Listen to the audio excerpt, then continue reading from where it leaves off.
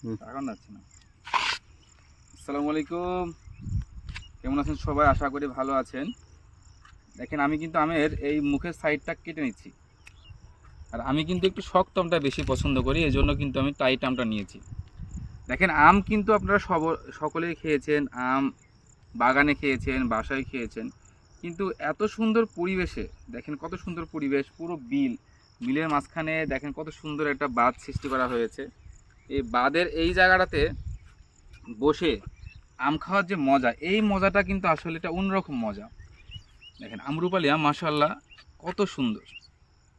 এই যে দেখেন, একটা বিষয় লক্ষ্য রাখবেন, আম যখন দেখবেন এই বডির থেকে সুন্দর কলার মতো চুচার মতো উঠে যাচ্ছে, তখন বুঝে যাবেন এই আমটা সবচেয়ে বেশি টেস্টি হবে।